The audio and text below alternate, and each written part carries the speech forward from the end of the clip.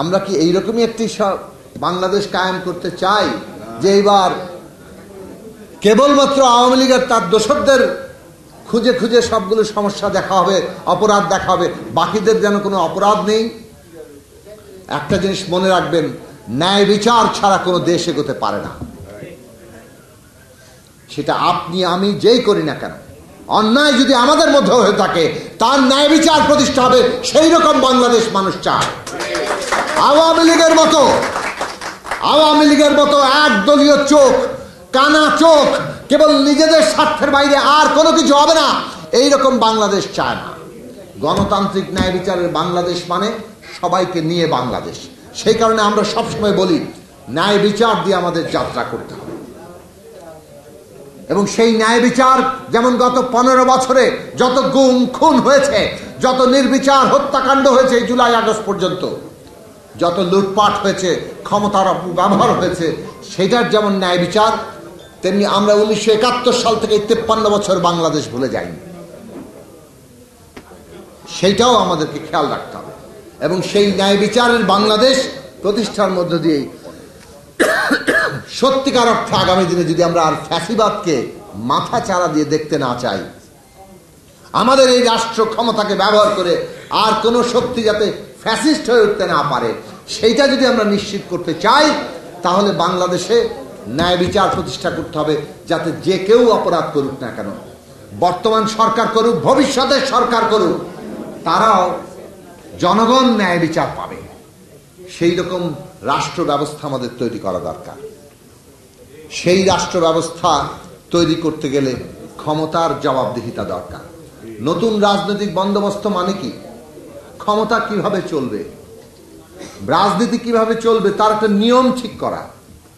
আমাদের এখানে ক্ষমতা ব্যবস্থার যে নিয়ম, যেই ক্ষমতায় যাও ক্ষমতা তার মালিক বনে যায়, তারা জমিদারের চাইতে অনেক বেশি ক্ষমতা সম্পন্ন হয়ে সবাইকে তার দাসে পরিণত করতে চায়। এইটাই তো বাংলাদেশের ইতিহাস আমরা দেখেছি। ক্ষমতার অপব্যবহারকারী 15 বছরে হয়েছে তা নয়, তার আগেও হয়েছে, সেটা স্বীকার করতে হবে। এবং সত্যি যদি আপনি নতুন জায়গায় যেতে চান, কাজে ইতিহাসের জায়গাটা হচ্ছে অভ্যুত্থান হয়েছে, আমাদের সন্তানরা জীবন দিয়েছে। যারা আজকে অভ্যুত্থানের শক্তি, তারা নিজেদেরকেও বদলান। সুতরাং আমরা মনে করি ক্ষমতার যদি নতুন নিয়ম প্রতিষ্ঠা করতে হয়, রাজনীতির যদি নতুন নিয়ম প্রতিষ্ঠা করতে হয়, তাহলে ইতিমধ্যে প্রতিষ্ঠিত যে রাজনৈতিক দলগুলো, তারা নিজেদের কতটা বদলাবেন সেইটা বাংলাদেশের গুরুত্বপূর্ণ প্রশ্ন।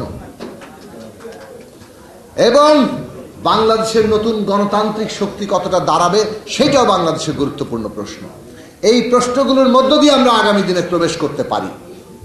এগুলো শুনতে অনেকেই রাজি না।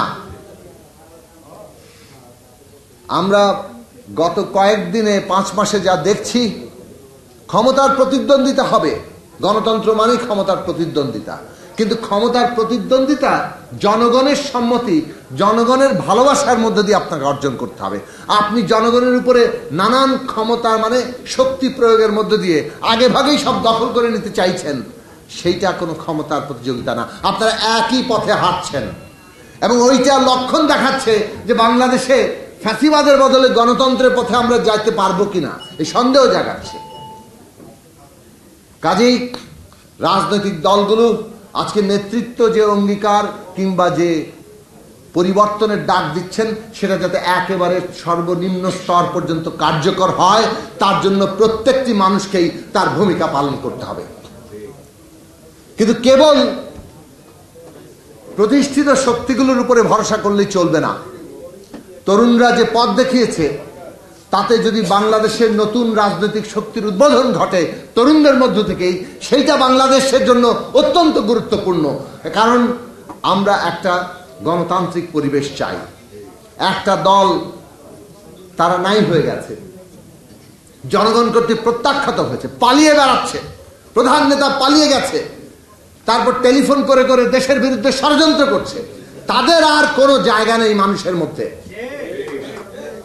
কিন্তু বাংলাদেশে তো গণতন্ত্র দরকার, বাংলাদেশে তো নতুন রাজনৈতিক শক্তি আসতে হবে। মনে রাখবেন, ক্ষমতা যদি একজনের হাতে চূড়ান্ত ক্ষমতা এসে জমা হয়, তাহলে সেইটা তাকে বিপথে নিয়ে যাবেই। আজকে বাংলাদেশের ক্ষমতার ভারসাম্য যদি না থাকে, তাহলে বাংলাদেশের পরিণতি আবারও খুব খারাপ দিকে যেতে পারে। কাজে আমাদের এখানে ক্ষমতার ভারসাম্য লাগবে, আর সেই ক্ষমতার ভারসাম্য একটা গণতান্ত্রিক ব্যবস্থার মধ্যে রাজনৈতিক ভারসাম্যের উপর নির্ভর করে। সুতরাং এই দেশের নতুন গণতান্ত্রিক রাজনৈতিক শক্তির উদ্বোধন দরকার, এবং যারা এই গণতান্ত্রিক লড়াইয়ের মধ্য দিয়ে পরীক্ষিত হয়েছে, আজকে আপনাদেরও তাদেরকে চিনতে হবে এবং শনাক্ত করতে হবে এবং নতুন রাজনৈতিক শক্তি গড়ে তুলতে হবে। না হলে বাংলাদেশে আমরা গণতন্ত্রের পথটাকে মসৃণ করতে পারবো না।